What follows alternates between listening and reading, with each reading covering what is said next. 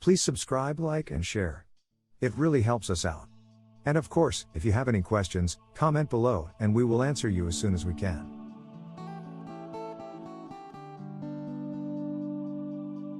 Hi, and welcome to another video in our series on IGCSE Economics. This is Unit 4, Part 3. In today's lesson we will be learning about costs of production. If you haven't seen our previous videos, click on the card above. Our learning objectives for today are: define total and average cost, fixed and variable cost, and perform simple calculations. And some which are not on the syllabus but we're covering anyway.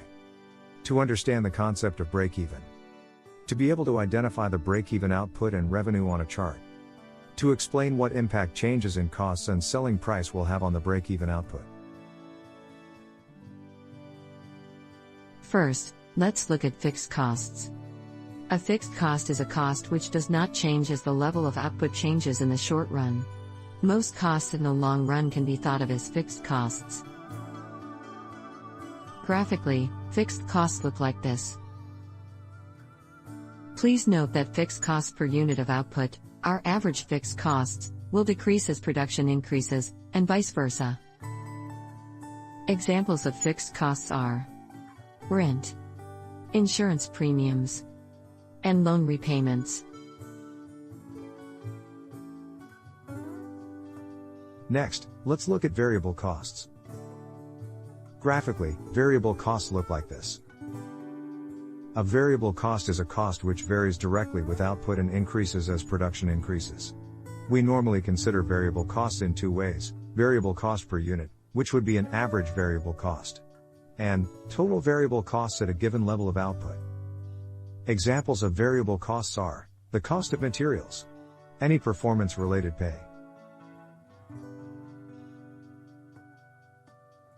That brings us to fixed costs. Graphically, total costs look like this. At any level of output, the formula for total costs is total costs is equal to fixed costs plus total variable costs. We can see this on the graph because fixed costs and variable costs have been included. So, how do we calculate average costs? The average cost is the cost per unit of production. It is also known as the unit cost. Average cost equals total cost divided by output. Also note, average fixed cost equals fixed cost divided by output. Average cost equals variable cost plus average fixed cost. Graphically, the curve looks like this. The average cost of each unit of a good or service will tend to fall as output rises because total fixed costs are spread over a much larger output. But, after a point, average costs may start to rise again if it becomes more difficult and expensive to increase output. After the video you can check out the calculation exercise in the description. Good luck and comment how well you understood.